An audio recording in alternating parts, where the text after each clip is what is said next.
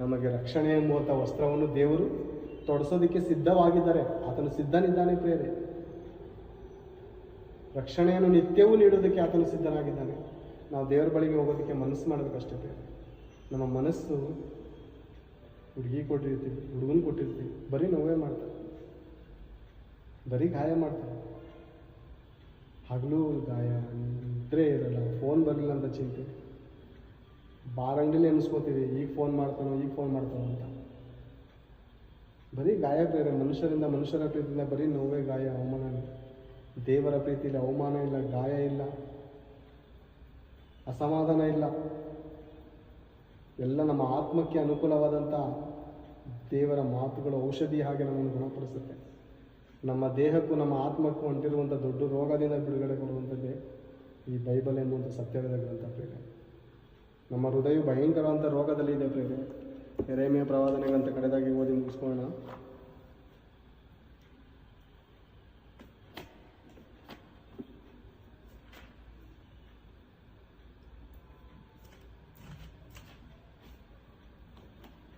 ಯೆರೆಮೀಯ ಪ್ರವಾದನೆ ಗ್ರಂಥ 17ನೇ ಅಧ್ಯಾಯ 9ನೇ ವಚನ.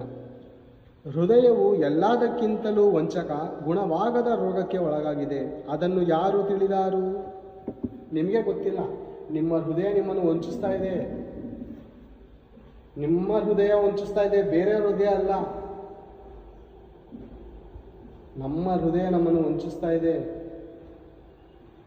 ನಾವು ಮಾಡುವಂಥ ಧರ್ಮದ ಕಾರ್ಯಗಳು ನಮ್ಮನ್ನು ವಂಚಿಸ್ತಾ ಇದೆ. ನಾವು ನಂಬಿರುವಂಥ ಮೂಢನಂಬಿಕೆಗಳು ನಮ್ಮನ್ನು ವಂಚಿಸ್ತಾ ಇದೆ. ಮೋಸ ಹೋಗ್ತಾ ಇದ್ದೀವಿ. ನಾವು ಯಾರ್ದೋ ಮಾತನ್ನು ಕೇಳಿ ಮೋಸ ಹೋಗ್ತಾ ಇದ್ದೀವಿ.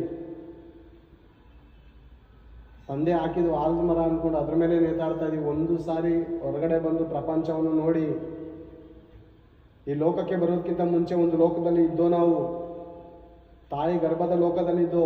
ಈ ಲೋಕವನ್ನು ಬಿಟ್ಟು ಹೋಗುವಾಗ ಮತ್ತೊಂದು ಲೋಕಕ್ಕೆ ಹೋಗ್ತೇವೆ. ಆ ಲೋಕ ತಂದೆಯಾದ ಪರಮಾತ್ಮನ ಲೋಕ. ಅದು ಪರಿಶುದ್ಧವಾಗಿರುವಂಥ ಸ್ಥಳ. ಅಶುದ್ಧವು ಅಲ್ಲಿ ಸೇರೋದಿಲ್ಲ.